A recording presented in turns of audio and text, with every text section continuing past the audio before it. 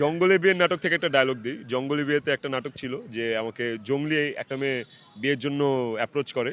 বলে যে ওর অনেক দিনের ইচ্ছা ও মানুষ বিয়ে করবে। তখন আমি আমার মনে অনেক দিনের ইচ্ছা ছিল একটা মানুষ বিয়া করব। ডায়লগ দিই যে আমি তো মানুষই না। আমি মানুষের জাতি না। এই তো। আমি মানুষ না। আমি মানুষের জাতি না। আমারে বিয়ে করো না। কি দেখেছিলেন? বরবাদও দেখেছি, দাগিও দেখেছি। আমার কাছে দুইটাই ভালো লাগছে। আ মেকিং ওয়াইজ আমার কাছে দাগি ভালো লেগেছে। আর বরবাদ ভালো লেগেছে জাস্ট জাস্ট ফর সাকিব ভাইয়ের পারফরমেন্স। উনার পারফরমেন্স ছাড়া বরবাদ আমার কাছে মনে হয়েছে যে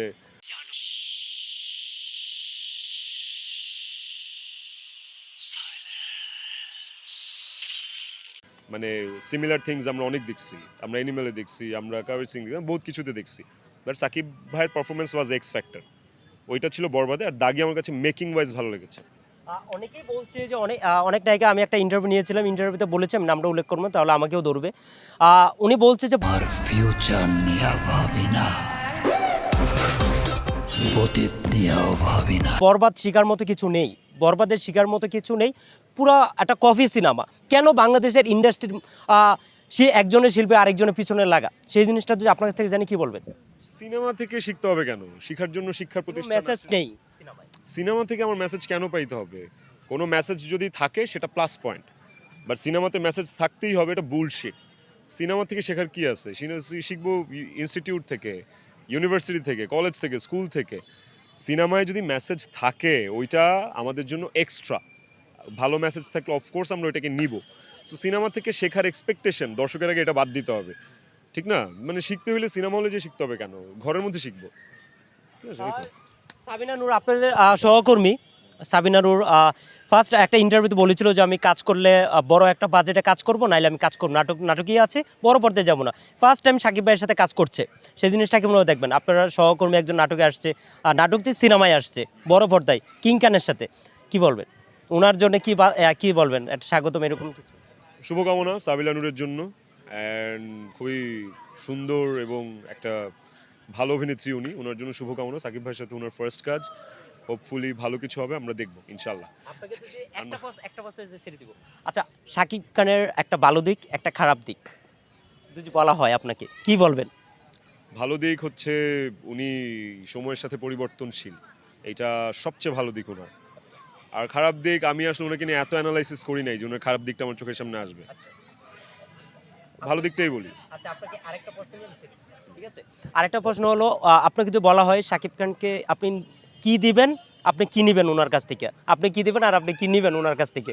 যদি আপনাকে প্রশ্ন করা যায়। কিছুই দিব না, কিছুই নিব না।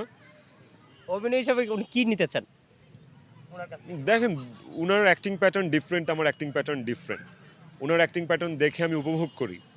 সো উনারটাই নিতে হবে বা উনার থেকেই কোনো একটা কিছু নিতে হবে ওইভাবে আমি আসলে চিন্তা করি নাই। কিছুই নিব না, কিছুই দিব না, শুভকামনা দিব। দর্শকের উদ্দেশ্যে যারা আপনার ভক্ত আছে অবশ্যই একটু কিছু বলেন প্লিজ। বেশি বেশি বাংলা নাটক দেখবেন, আমার নাটক দেখবেন। আমি আমার কাজের প্যাটার্ন চেঞ্জ করেছি, আমার কাজের ধরনটা চেঞ্জ করেছি। প্রতিনিয়ত নিজেকে আপগ্রেড করার চেষ্টা করতেছি। অ্যান্ড আমার মনে হয় আমার রিসেন্ট কাজগুলো দেখলে আপনাদের ভালো লাগবে। গল্প নির্ভর কাজ বেশি করতেছি। সো আমার পাশে থাকবেন, বেশি বেশি বাংলা নাটক দেখবেন, জাহের আলভির নাটক অবশ্যই দেখবেন। একটা ডায়লগ দিয়ে দিতে শেষ করুন প্লিজ। আপনি একটা ভাইরাল ডায়লগ দেন। ভাইরাল ডায়লগ কি দিব? দর্শকরা একটা দিয়ে দিন। ভাইয়া আজকে দেখছি টিকির অঙ্গনে খেলছেন অনেক তারকাই আছে, সেই জিনিসটা যদি আমরা বলি কি বলবে? আমি রিহার্সাল তো আরো অনেকদিন আগে থেকে হচ্ছে। আমি আজকে প্রথম জয়েন করলাম। আমার শুটিং ছিল। জয়েন করতে পারিনি। But I was missing the ambience here. And আজকে জয়েন করলাম, সবার সাথে দেখা হচ্ছে, খেলতেছি, ভালো লাগতেছে। অনেকেরই সাথে এর আগের বার আমরা দেখেছি যে আপনার একটা বিশৃঙ্খলা হয়েছিল ১ বছর আগে। সেই জিনিসটা এরকম কিনো হবে নাকি, এরকম কিনো বিশৃঙ্খলা আশা দেখা করি হবে যাচ্ছে না। নাকি? আশা করি হবে না। এখন বলা যায় না, কি হয় দেখি। বাট মন থেকে চাই যে এবার যেন কোনো বিশৃঙ্খলা না হয়। আ আপনি একজন বিনোদন পার্সন, বিনোদন অভিনয় করেন। আমিও একজন বিনোদন সাংবাদিক। সেই হিসাবে আপনাকে প্রশ্ন হলো প্রত্যেকটা ক্যারেক্টারের ভিতরে আপনি ঢুকে যান। এমন নাটক দেখি মানুষ হাসতে, হাসতে একদম মানে অজ্ঞান হয়ে যায়। এরকম অবস্থায় নাটক করেন। সেই জিনিস ক্যারেক্টারের ভিতরে ঢুকে যান, সেই জিনিসটা যদি আপনার কাছ থেকে জানি।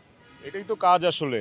এটা করেই তো খাই। আর এটাই তো আসলে ব্রেড অ্যান্ড বাটার। সো ক্যারেক্টারের মধ্যে না ঢুকলে মানুষ গ্রহণ করবে না। মানুষ গ্রহণ না করলে কাজ দেখবে না। কাজ না দেখলে কাজ হবে না।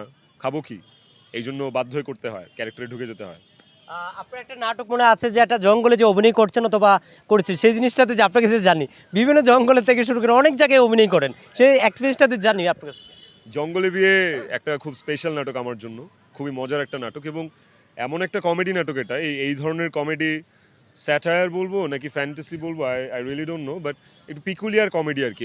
এই ধরনের সচরাচর আমরা দেখি না কমেডি নাটক, বাট আমার নাটকটি ডিফারেন্ট ছিল অ্যান্ড মাশাল্লাহ আমি অনেক ভালো রেসপন্স পেয়েছি লাস্ট নাটকটা থেকে। ওটা আমার প্রোডাকশনের কিং প্রোডাকশনসের নাটক ছিল।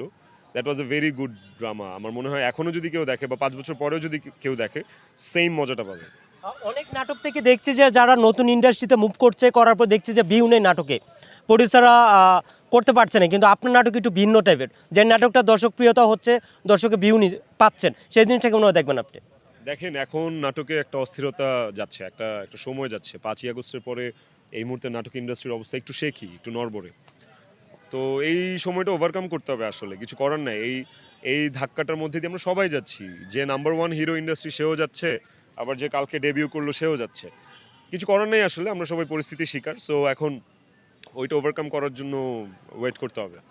একজন একটা অভিযোগ দিয়েছে, সেই অভিযোগটা একজন অভিনেতা, সিনিয়র অভিনেতা একজন, আমি উল্লেখ করব না, উনি বলেছে যে নাটক স্পোর্টে নায়িকারা যে ফোন টিপার কারণ উনিরা অভিনয় করতে পারে না, অভিনয়তে মনোযোগ দিতে পারে না, সেই জিনিসটা আপনার কাছ থেকে জানলে কি বলবেন?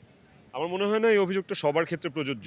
সব নায়িকারাই ফোন টিপে বা ফোনে বিজি থাকে 24/7 সেটে। আমার মনে হয় না যে সবাই না, মানে থাকে কেউ কেউ আছে হয়তো বা ফোন ফ্রিক, যারা অনেক বেশি ফোন চালায়। আমি নিজেও ফোন ফ্রিক, কিন্তু আমি যখন মেকআপটা নিয়ে নেই ক্যামেরার সামনে নামার জন্য, আমি চেষ্টা করি যত কম ফোন চালানো যায়। এটা আমার চেষ্টা থাকে। নায়িকারাও এরকম অনেকে আছে যারা খুব সিরিয়াস। যেমন আমি সবার সাথেই কাজ করেছি, আমি সবার মধ্যে জিনিসটা পাই নাই যে সবাই ফোন নিয়ে বিজি। কেউ কেউ আছে যে স্ক্রিপ্টটা নিয়ে বিজি থাকে, কেউ কেউ আছে ক্যারেক্টার নিয়ে বিজি থাকে। আপনার একটা নাটক নিয়ে আসবো আমার কামাইয়ের উপরে, তুমি পায়ের উপর পা তুলে বসে খাবা আর কোনো কাজ দেখেছি যে অহনার সাথে অনেক একটা নাটক দেখেছি, বেশ কিছু নাটকই দেখেছি, দুইজন অভিনয় একদম মারাত্মক হয়েছে, সেই জিনিসটা কোনো দেখবেন। অহনাও যেরকম অভিনয় করছে, আপনিও সেম ক্যারেক্টার ঢুকিয়ে গিয়েছেন, সেই জিনিসটা কোনো দেখবেন, দর্শক প্রিয়তা হয়েছে। অহনা আর্টিস্ট হিসাবে কেমন, যদি আপনার কাছ থেকে জানি? ভালো, শিল্পী হিসেবে খুবই ভালো এবং অনেক বসে বসে দরজাটা লাগাতে পারবা না। সামান্য আমি বলেছি খাওয়াটা একটু গরম করে খাও। মেধাবী শিল্পী, অনেক সিনিয়র শিল্পী। ওর সাথে আমার অনেক হিট কাজ আছে। এই মুহূর্তে ওর সাথে কাজ করা হচ্ছে না, that's a different thing. But ও ভালো অভিনেত্রী, ভালো কাজ করে, গুড অ্যাক্টর। আপনার চোখে কোন নাটকের হিরো ভালো, কার কাজ দেখা হয় নাটকের ভিতরে অভিনেতা হিসাবে, স্যার আপনার চোখে কে নাটকের ভিতর কার কাজ দেখা হয়েছে? আমি আসলে সবার কাজই দেখি। আমি ছাড়াও আমার কন্টেম্পোরারি আরও যত হিরো আছে আমি সবার কাজই দেখি। আমি সব দেখতে না পারলেও কিছু দেখি এবং আমার কাছে সবার কাজই ভালো লাগে। আমার মনে হয় যে যার জায়গা থেকে সেরা, সবাই সবার জায়গা থেকে ভালো করতেছে। আপনার কাছে আরেকটা প্রশ্ন আমি না করলে পারছি না, অনেকেই অভিযোগ দিচ্ছে যে নাটক থেকে যদি কোনো হিরো আসে, আসার পরে অনেকেই বলে যে উনি তো নাটক থেকে আসছে, ছোট পর্দা থেকে আসছে, এই যে একটা শব্দ, এই শব্দটা যখন মুভিতে আসা হয়, এই শব্দ উচ্চারণ কেন?